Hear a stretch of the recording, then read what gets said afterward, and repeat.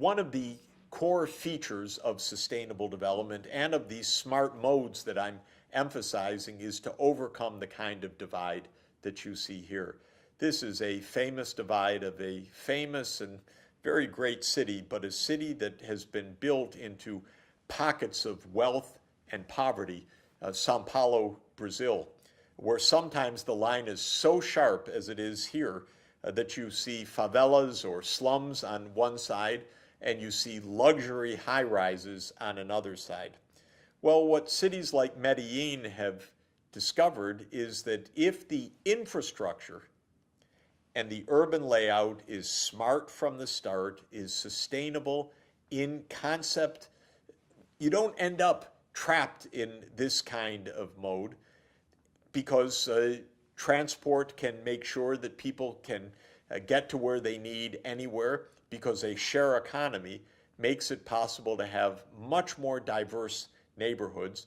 People don't have to lay out vast fortunes to buy their flats or their houses or their condominiums. They can buy smaller units, but in neighborhoods that are not only of mixed use, but of mixed income as well. So we don't end up with this kind of social exclusion, but honor the pillar of social inclusion, which is core to the objective of sustainable development.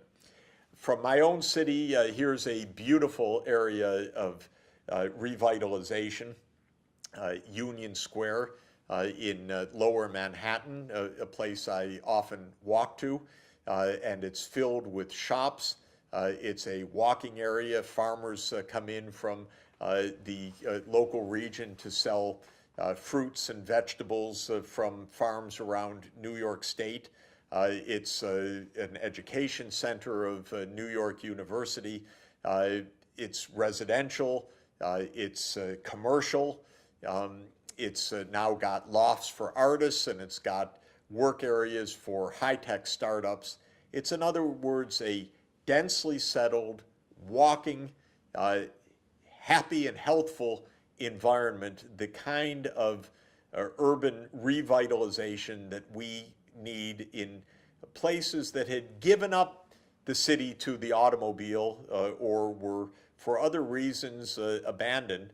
And now through special projects and good design, and I'm showing a number of them here in New York, special purpose areas, special purpose districts for revitalization built around walking, bicycling, mixed use, perhaps self-driving vehicles as well, in environments that are going to be very pleasant to live in and truly that embody sustainability.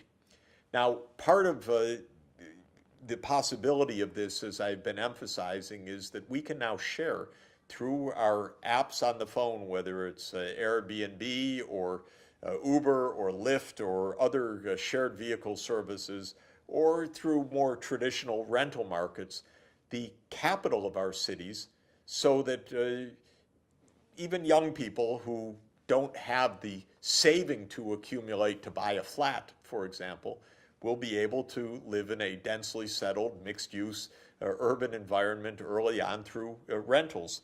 And one of the exciting things that's happening is that it seems that just like the automobile being the center of our urban life in the United States is now finally going away through the new kind of city layout and design, so too I think home ownership was oversold, and we will move to a more share economy in which people will be renting, and I think our neighborhoods will be more diverse as a result of that, more diverse in terms of income levels, age levels, class, and so forth, so that we don't have pockets of wealth that are unreachable by other residents of the city.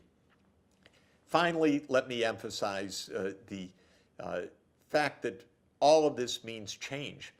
We need a new direction to achieve sustainable development. Sustainable development is not business as usual. It's deploying our cutting-edge technologies, our smart systems, our Internet of Things, our self-driving vehicles, our new applications to do things in better ways that are making us healthier, more productive, and I think happier as a result of this. But change requires new ways of thinking, new design, and that's what innovation is all about. And in this map, you're looking at a global map of the big hubs of innovation in the world. The size of those circles that you see there for the west coast of the United States, the east coast of the United States, Western Europe, and East Asia, those represent the amount of patenting that's going on. That's one indicator of new inventions taking place.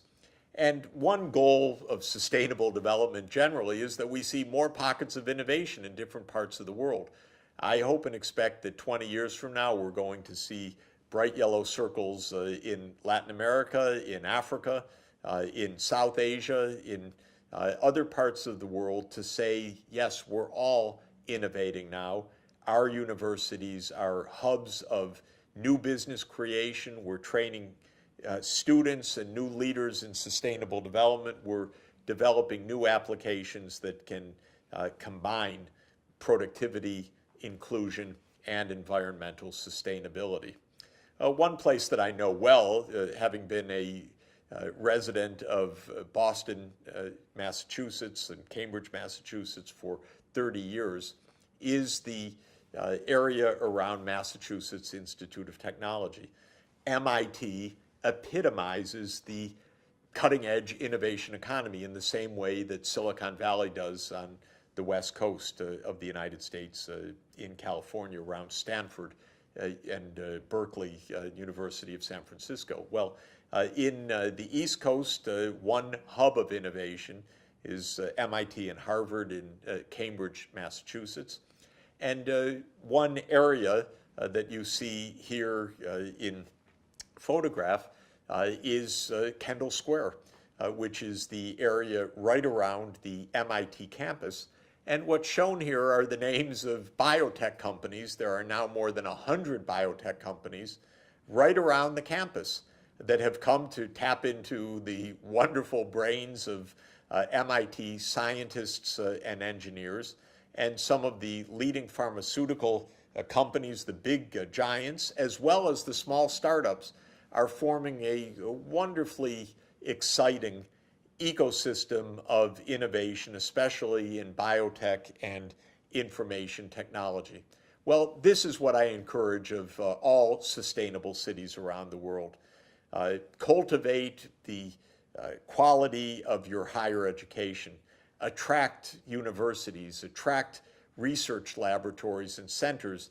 They are not only wonderful for the new ideas and innovations, but they're job creators and they're engines of the modern 21st century economy. I'm lucky to be director of the United Nations Sustainable Development Solutions Network, or SDSN as we call it. This is a network of universities, think tanks, learning, innovation, and education centers around the world, all committed to helping society to achieve the Sustainable Development Goals. And we recognized early on in the impulse given by UN Secretary General Ban Ki-moon to set up this network that universities should play a vital central role in helping to chart the course for sustainable development, in helping to train the future leaders of sustainable development, and in helping to promote or incubate the new businesses, whether it's for profit or social businesses, that will be delivering sustainable development in the economy in the future. Well, since we're talking about sustainable cities, and sustainable cities need strong universities in them, I just want to close by emphasizing that SDSN is there for you in any city in the world. Also, let me point out, we work in rural areas around the world as well, with farm communities, with protected parts of the biosphere. But in our cities, I want to encourage you to reach out to the universities, or if you are at a university, to reach out to the city government, to reach out to the business community, to say we are part of the pathway to make those SDGs more manageable and less remote, to help design the path to success, to help design the new applications and new technologies that can get us there, to help build clean and green, smart, resilient cities, cities that embody that triple objective of economic well-being and prosperity, social inclusion, and environmental sustainability. Well, cities are going to be at the core of this challenge, where most of the world lives, where most of the world economy operates.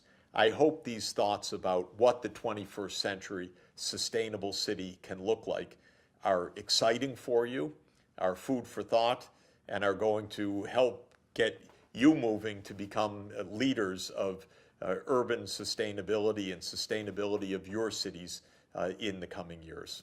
Thank you very much.